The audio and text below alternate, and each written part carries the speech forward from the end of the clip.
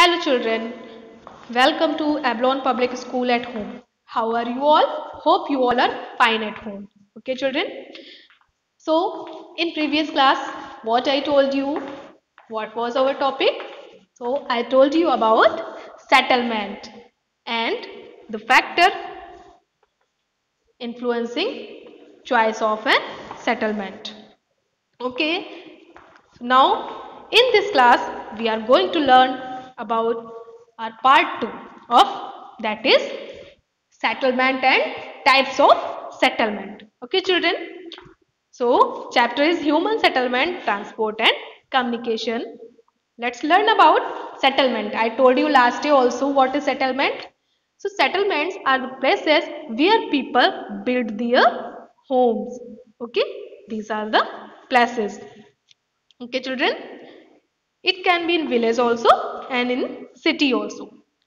Today I am going to tell you about settlements, types of settlements. Settlements can be of different types. Okay. So let's find out what these are. So settlement is divided into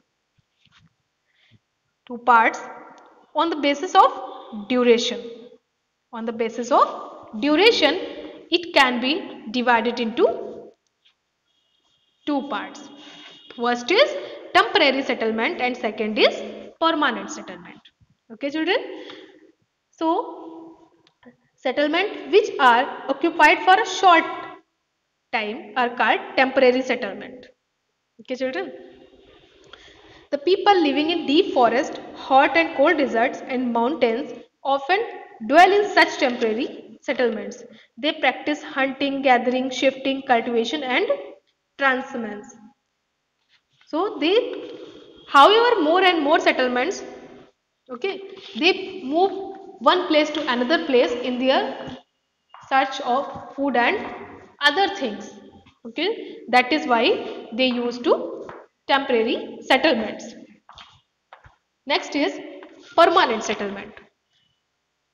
So more and more settlements today are permanent settlements. In these settlements, people build homes to live in. Okay, children.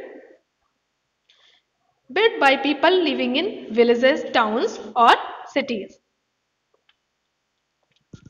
So, temporary and permanent settlements can be further divided into two parts, that is rural settlement and urban settlement.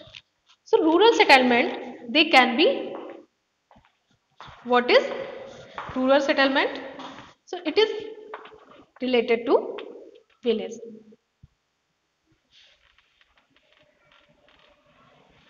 The village or rural settlement where people are engaged in activities like agriculture, fishing, forestry, crafts work and trading etc. Okay children? And urban settlement?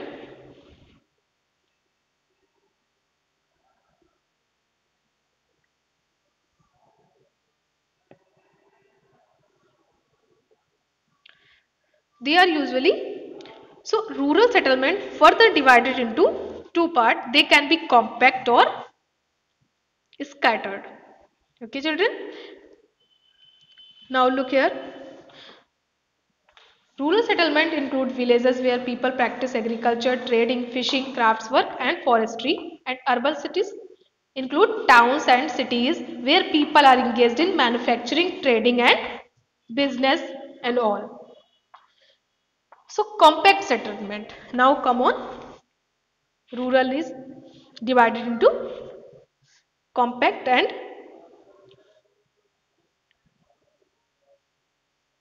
a compact settlement is a closely built area of dwellings wherever flat land is available. Okay, this is compact where houses are built very close to each other. Okay, this type of settlement you can find in cities. And next is scattered. So in a scattered settlement, dwellings are spaced over an extensive area, and this type of settlement is mostly found in hilly tracts, thick forests and regions of extreme climate. Okay children?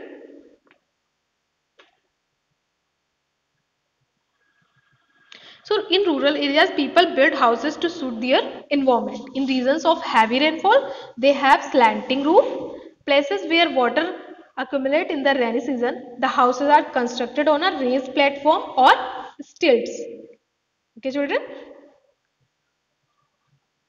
So now have a quick observation of this part. Settlements can, I told you about settlement and types of settlement. Settlement can be divided based on duration and based on location. So based on duration it is permanent and temporary, and based on location it is rural or urban.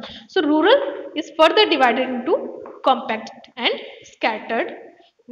Compact means very close to each other. Okay, dwellings are very close to each other, that mostly can found in cities, and scattered very far away to each other, that were mostly found in hilly areas. Okay, and urban is usually compact. Okay, this you can find in urban cities, very dense. Okay, children. So this is part 2 of chapter 7. Next we'll meet soon in the next part of this chapter. Till then, be healthy and complete all the exercises related to this concept in your fair notebook. Okay? Thank you. Have a great day.